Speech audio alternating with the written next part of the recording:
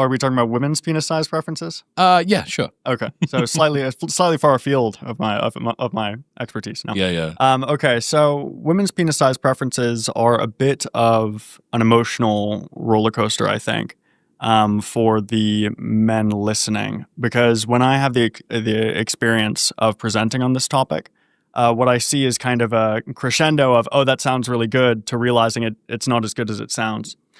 So the best study on this subject comes from Prouse and colleagues. And what they looked at was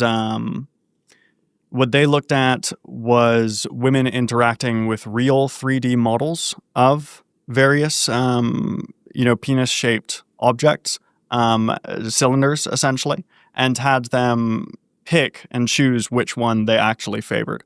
And the reason that this study design is more powerful than just asking women, what size do you prefer?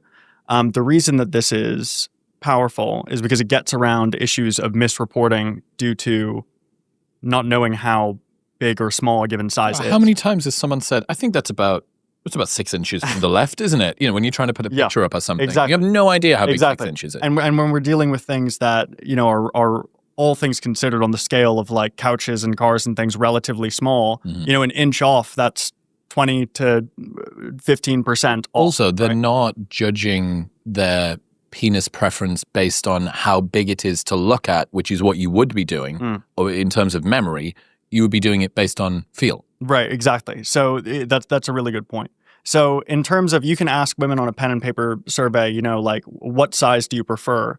But even if you get like a really consistent answer of like 7 inches, you still don't know that they know what 7 inches actually is, right? And there's actually good reason to suspect, because men, overreport their own penis size, and that likely causes some kind of mass confusion as to what size. You think we've got penis inflation effect? Yeah, exactly. Where it's like men are saying that they're a certain size, and so women are maybe learning about sizes through that. Oh, he was 7 inches. Yeah, exactly. And then that's coded. So unlabeled 3D models, I would say that's the gold standard if you actually want to learn what size is preferred. And the size. What were they doing with them? just interacting with them, just going in and picking. And in terms of length, it was 6.3 inches for a long-term relationship, 6.4 inches for a short-term relationship. So that's, if I'm correct, maybe 16 to 16.25 centimeters. And then in terms of circumference, 4.8 inches for long-term, 5 inches around for short-term, which is somewhere on the order of 12.2 to 12.7 centimeters.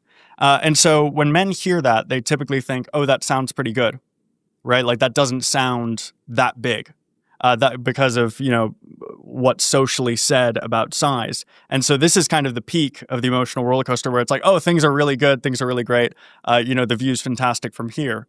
But then you look at men's perception, or at least their statement of their own size versus their actual size. And you see that men overestimate their own size by about 20%, right? Which is a lot. So rule of thumb, men are usually about an inch smaller than they think, or at least an inch smaller than they say. Again, that's quite a bit. 21% was the figure from the study I'm quoting.